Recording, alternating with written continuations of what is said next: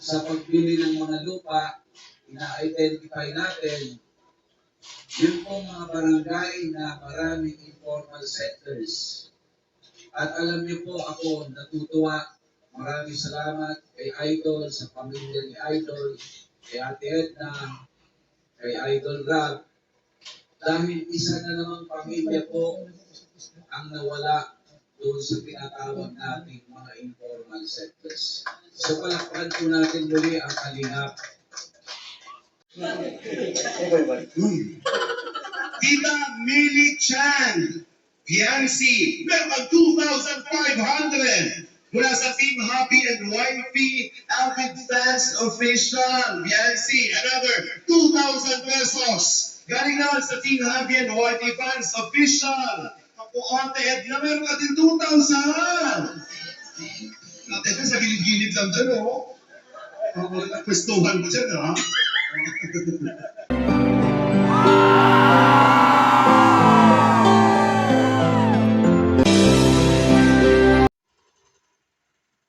So, ayan. Dito naman po ako. Kumusta po kayo? Kumusta po kayo? Mga viewers ko. Welcome po sa aking YouTube channel, Randy Channel. Paki-subscribe, like, and share, comment dito sa aking video upload. Hayaan nyo muna batiin ko kayo ng magandang umaga, magandang tanghali, magandang gabi sa inyo lahat. Lalo-lalo ng mga OFW natin dito sa abroad. Kumusta po kayo dyan? Sana po nasa mabuti yung kalagayan at malayo sa karamdaman. Dito sa Pilipinas, Luzon, Visayas, Mindanao. Welcome po kayo sa aking YouTube channel. Please subscribe, like, and share, and comment. Okay? So, tuloy tayo. So, ito, may napanood akong video upload ni Kalinga Prab, kapo viewers. Yung video upload ni Kalinga Prab, yung ribbon cutting sa bahay ni Fiancé. Alam nyo, kapo viewers, masaya. Dahil maraming mga nagbigay na mga sponsor kay Fiancé at saka kay Edo. Hindi lang si Fiancé na kinabang, pati si Edo. Di ba? At yun nga, nagkaroon ng ribbon cutting at na-turnover na yung bahay na ipinagawa ni Kalinga Prab at ng mga sponsor kay Fiancé. So, congrats sa pamilya ni Fiancé, sa kanyang pamilya. Congrats. Lalo sa mga magulang niya, sa nanay at tatay niya. Diba? Kapwa viewers. Napaganda na napanood natin yung ribbon cutting at may bigating mga bisita si Fiancé. Nandoon si Gob Padilla at saka si Vice Mayor.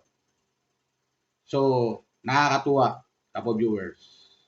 Bilang isang tagahanga ng Edsy Love Team, ay isa ako sa natutuwa na ibigay na, turnover na sa kay Fiancé at sa pamilya niya yung bahay. Totoo ba yan? Ganito yung bahay, kapwa viewers. Up and down. Alam ko naman mga kapwa viewers na napanood nyo doon sa upload ni Kalinga Prab na nakasubaybay. Di ba? Ang comment ko dito, sana wag lang magbabago si Fiancé. Ako viewers. Nakita naman natin na si Fiancé ay talagang humble, di ba? Simple lang, pero maganda. At sana manatili siya at huwag siya magbabago. Hindi katulad ng mga tinulungan ni Kalinga Prab na ilan, mga Kalingap Angel, nagbago. At ayun.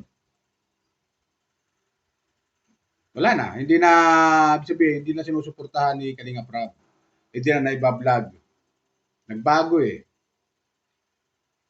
Dapat yung mga blessing na dumarating sa buhay ni Fiancé ngayon ay yung dating kalabtib sana ni Kalinga Edo. Pero dahil nagbago, sa solsol ng kapatid, ayun, wala na. So, hindi ko na babagit yung pangalan noon para wala naman kayo masabi. Comment lang kayo kung tama yung sasabi ko, tama yung tinutukoy ng tao dito sa aking channel. Okay? So, nakakatuwa at masaya at maraming tao ang pumunta. Nandoon yung mga Kalingap Angel, nandoon si Kuya Bal, shout out Kuya Bal, Ate Edna, Kalingap Rab, at saka yung Key-Boys, at saka si Ate Jack. Nandoon. So, doon natin makikita na talagang dito sa pagka-turnover ng bahay ni Biancy, ni Kalingap Rab at ni Kuya Bal, ay masasabi natin talagang napakaswerte. Napakaswerte ni Biancy sa buhay ni Edo. Bakit, Kapoblers? Ba't ko nasabi? Napakaswerte ni Biancy sa buhay ni Edo.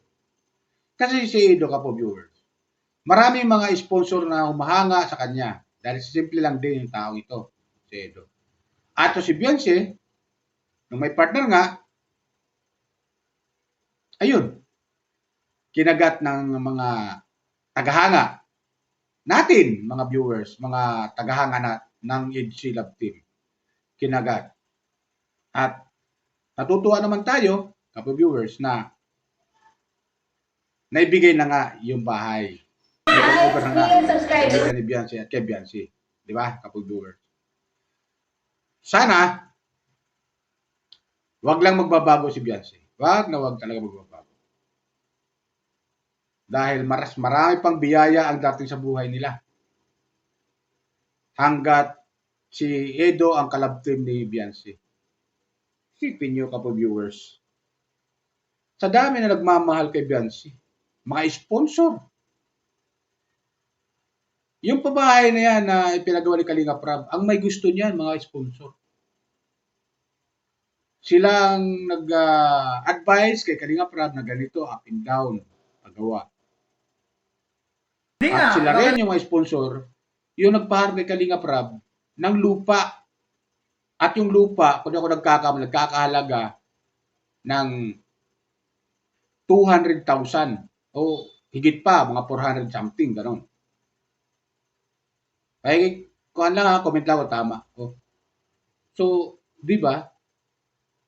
Nakakatuwa dahil bibihira lang.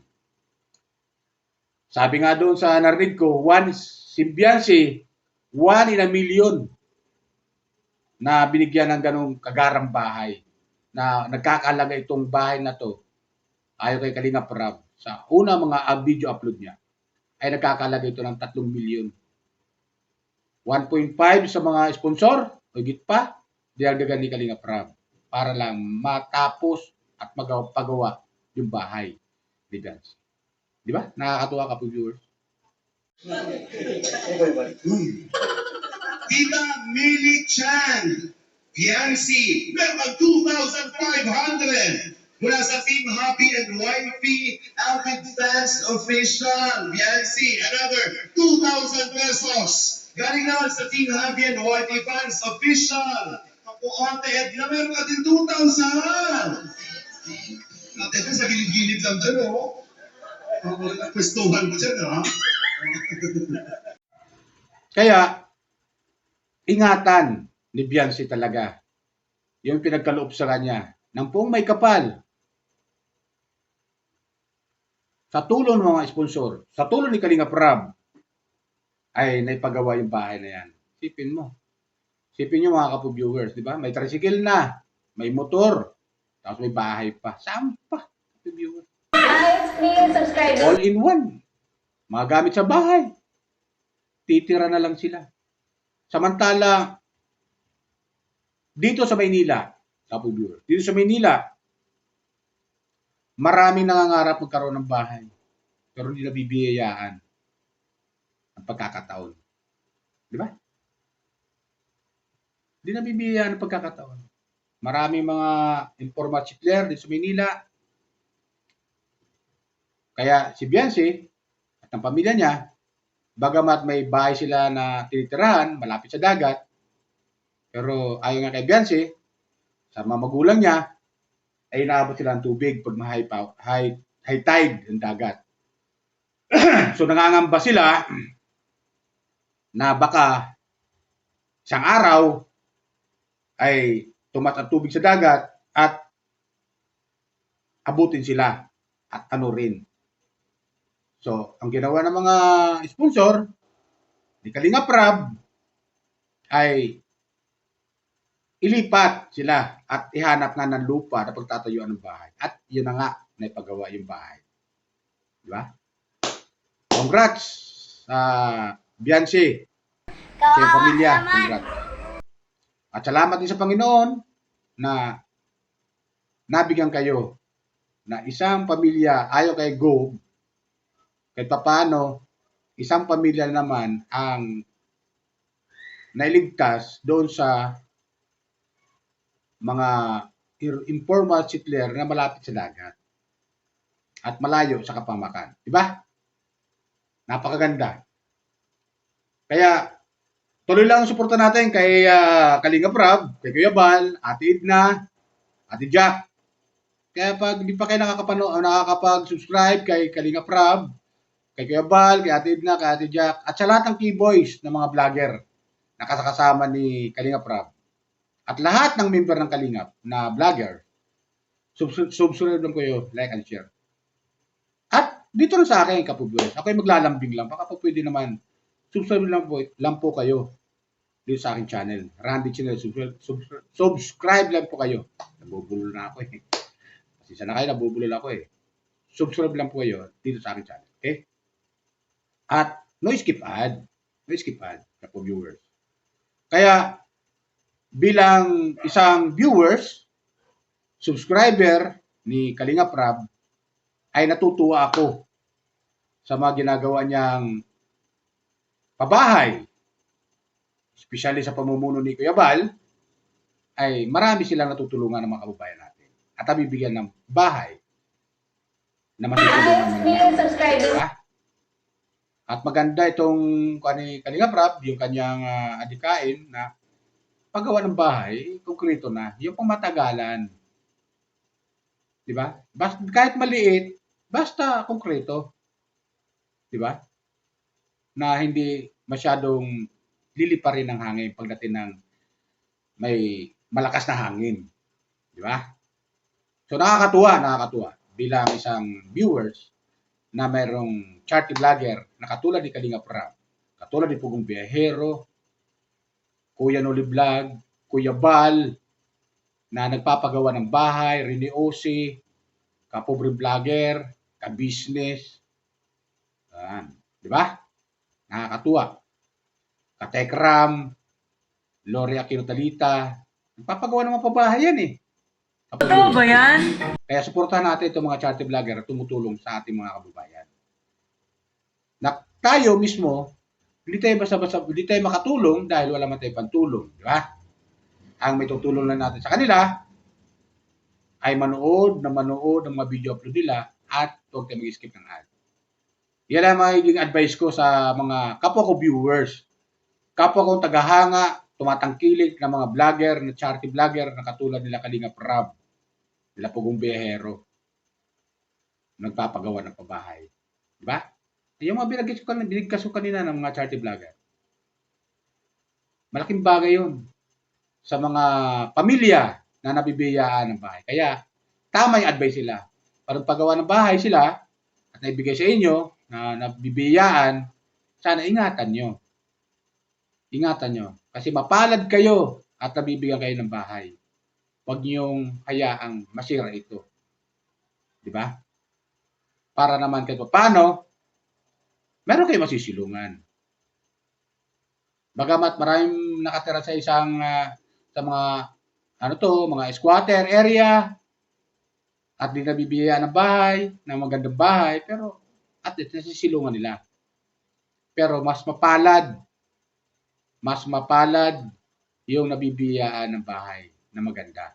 Katulad ni Bianci. Sa totoo lang po yung sa lahat ng sinubaybayan ko ng mga upload video ni Kuya Bal at saka ni Kalinga Prab. Kay Bianci ang pinakamagandang bahay at pinakamalaking bahay na ipinagawa ni Kalinga Prab. Na nagkakalaga ito ng 3 milyon. Di ba? Nakakatuwa lang bilang isa viewers. Kaya tuloy lang suporta natin. Subscribe lang po tayo sa kanila at huwag tayo mag-skip ng ad. Okay? Ilan po sa akin, kapo viewers. Yan lang comment ko. At binabahagi ko lang po sa inyo yung aking nararamdamang tuwa sa HC Love Team at sa pamilya ni Biancy at kay Biancy. Congrats sa iyo, Biancy. Yan lang po. Mga kapo-viewers, baka may nanonood sa akin na hindi pa nakakapag-subscribe, like and share. Comment lang po kayo dito sa aking upload video. Okay? Subscribe lang po kayo, like and share, comment. Okay? Yan lang po. Bye. Ingat po tayo lagi. Pagpalain po tayo ng pong may kapal. Bye.